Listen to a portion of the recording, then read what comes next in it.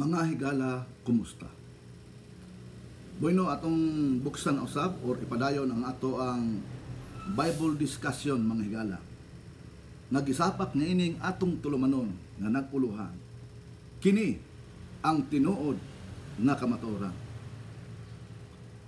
Bueno, ang ato ang topic discussion karon orasa, mga higala, may labot kini, may tungod kini sa pagtulunan sa Trinidad. Nga ang Diyos kuno mao'y bahin sa pagtulunan sa Trinidad. Atong susihon karon, mahigala, kung kining maong pagtulunan,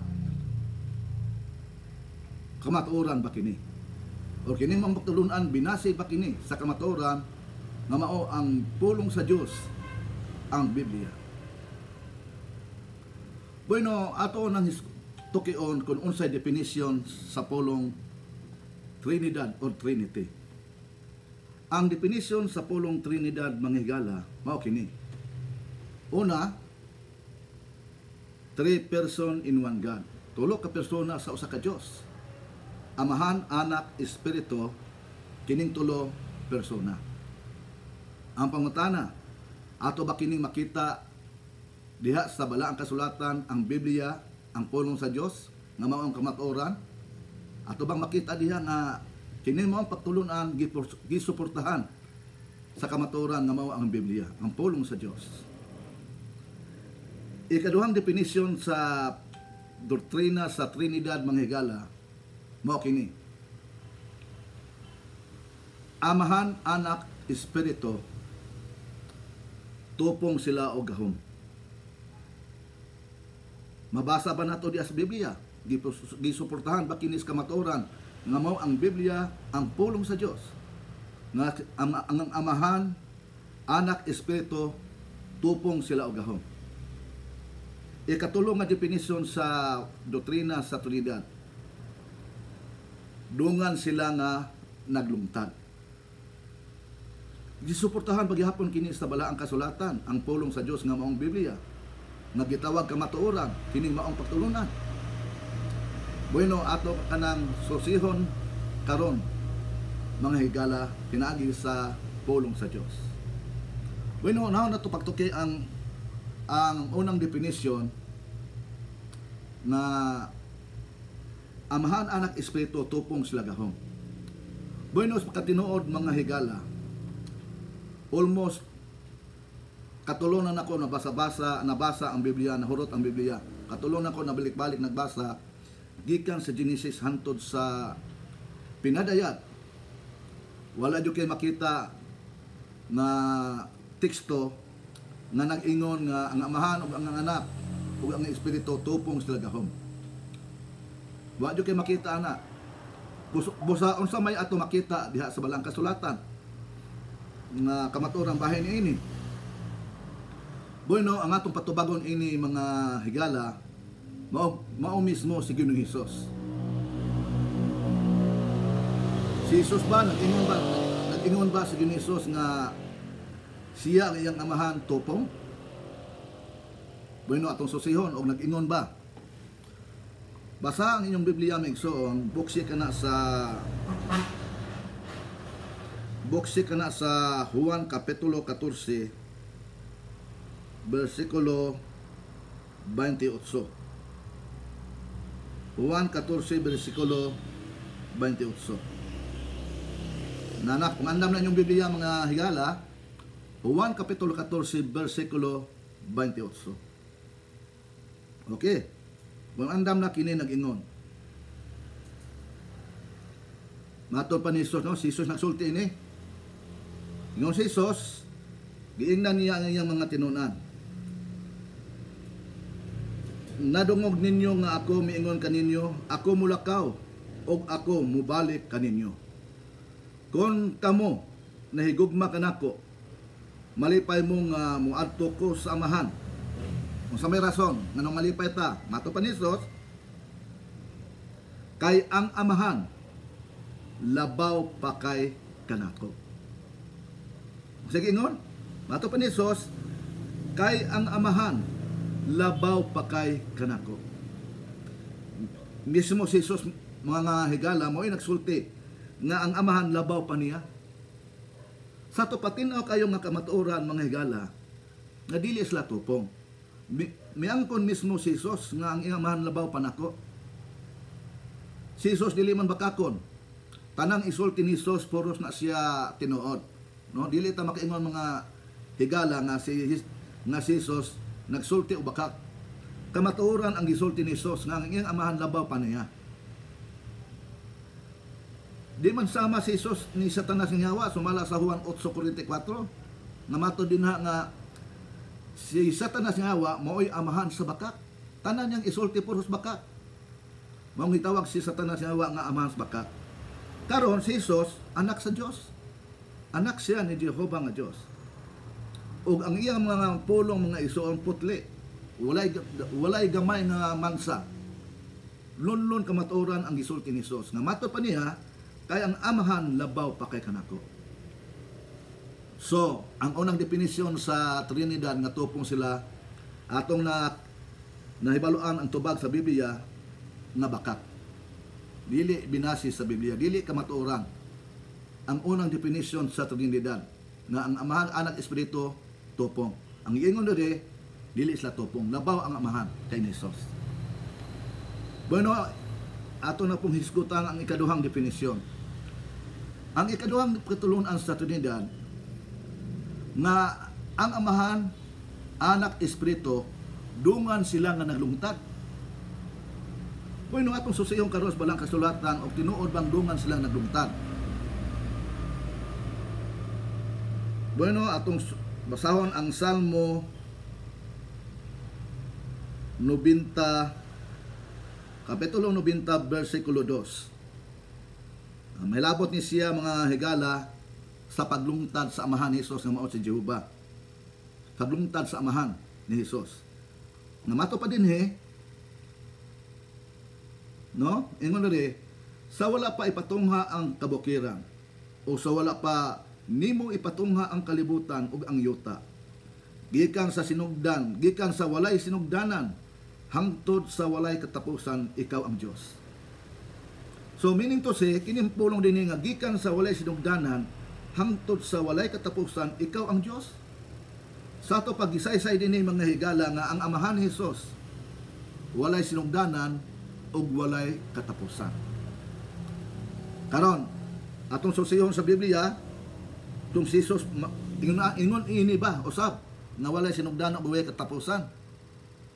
Kaya makaingon ta mi nga sakto ang pagtulunan mga higala sa Trinidad nga dungan sila nga nagdungtad. Bueno, atong mabasa ang Kolosas 1:15. Atong susihon kung tinuod ba? Kung si Jesus ba walay sinugdanan ug walay katapusan. Kolosas 1:15.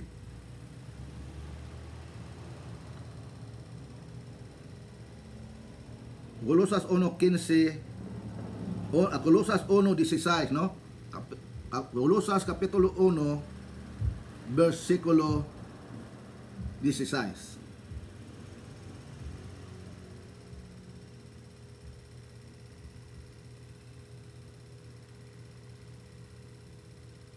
Okay, nag-ingon rin, no? Sa 15:16. Ingon rin, sa 15, siya ang larawan, ang pasabot ning siya si Jesus. Siya ang larawan sa dili makita nga Dios. Ang panganay sa tanang kalalangan. Matikdi mga higala ang tapusang frase sa bersikulo 15 nag-ingon. Ang panganay sa tanang kalalangan. Si Jesus mao ang panganay sa tanang kalalangan. Ato'y padayon sa 16, kay pinagi kaniya, gihimo ang tanang butang, tanang ubang butang sa langit ug sa yuta. Ang mga butang nga makita ug ang mga butang nga dili makita, kini man mga trono o gahom sa pagmando o gobyerno sa otoridad. Sa to pagisugutan ni mga higala nga si Jesus mo'y panganay, means panganay mga higala, siya nasabtan niyo pulong panganay, kinamagulangan, pinakauna. Di pasabot ini nga gilala si Ginoong Jesus Mao'y pinakauna or kamagulangan sa tanang gilalang sa Dios. Si Jesus may pinakaunang gilalang sa Dios nga mao ang amahan. Ang amahan nga mao si Jehova naglalang kang Ginoong siya may pinakaunang gilalang.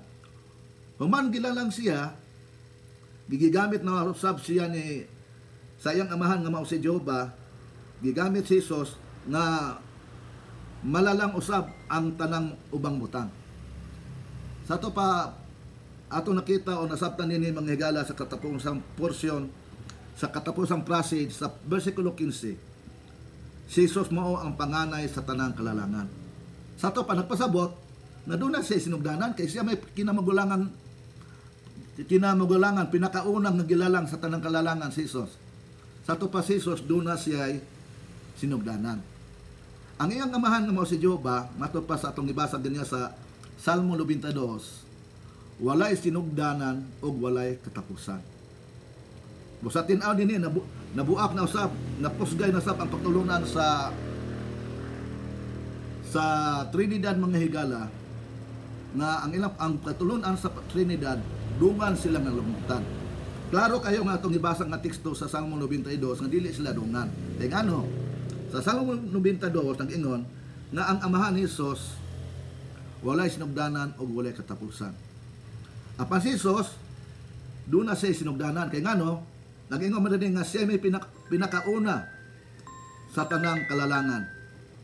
Pinakauna siya nga gilalang si Ginoong Jesus.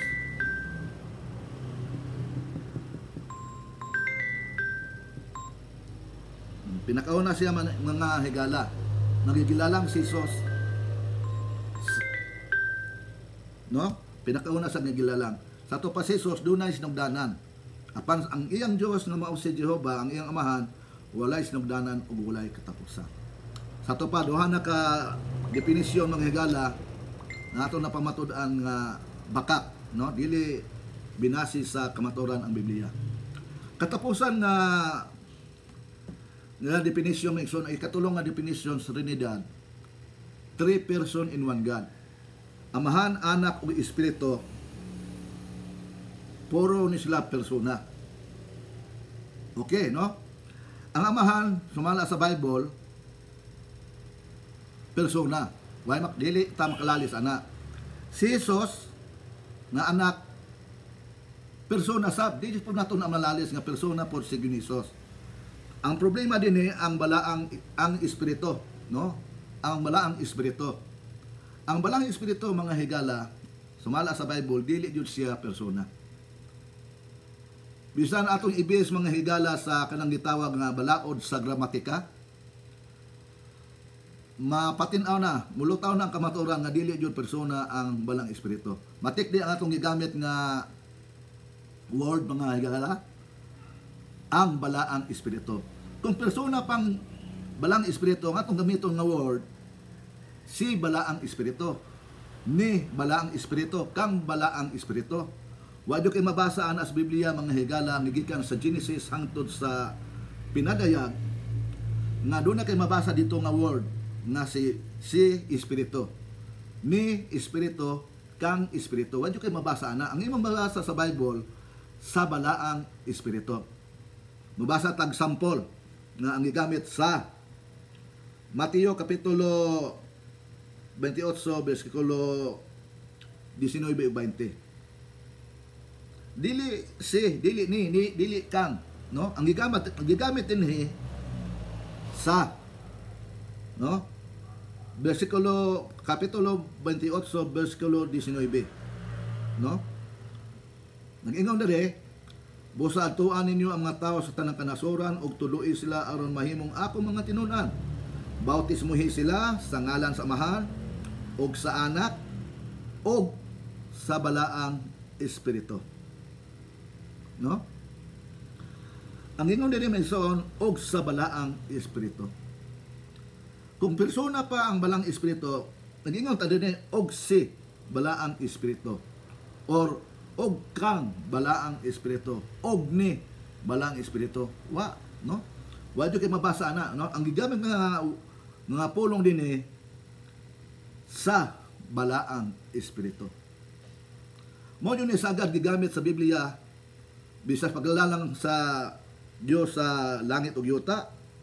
Ang balang espiritu mao may gigamit ni Jehovah nga Dios sa paglalang, no? Apan atong mabasa diha nga wa jud magamit og ni kang, no? Ingon diri arita sa Genesis 1:2, ug ang yuta walay porma ug hawang, ug ngit-ngit ang ibabaw ilalom nga katubigan, ug ang aktibong pwersa sa Dios, no? Nga mao ang balang espiritu nagalihok ibabaw sa tubig. Ang ingon dito ug ang aktibo, kumpletan og ang balang espiritu og persona pa nga nang ta og ni aktibong pwersa sa Dios og kang, no? Wa jud kay mabasa. Ang jud gigamit ang espiritu, ay mo mabasa sa Biblia ang espiritu sa espiritu. Mo jud imong mabasa sa Bible, wa jud kay mabasa diya nga ni espiritu kang espiritu. Busatin aw kayo na dili jud persona ang balaang espiritu. Atong gigamit ng word, no? Dili persona ang balang espiritu. Ganang tata dili persona si ana tata, no?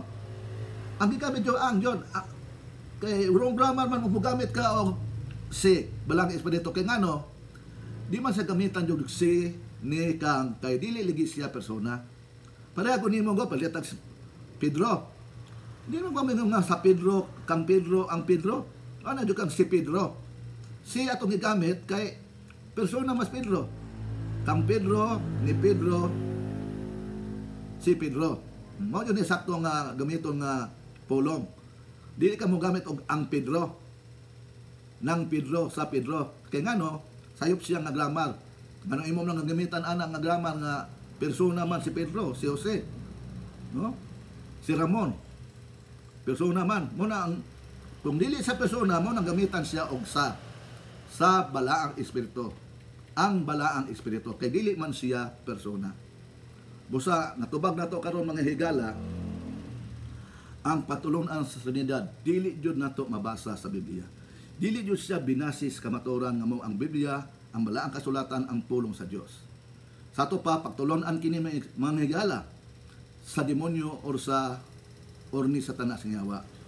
Bakat kini nga patulon-an ang doktrina sa Trinidad.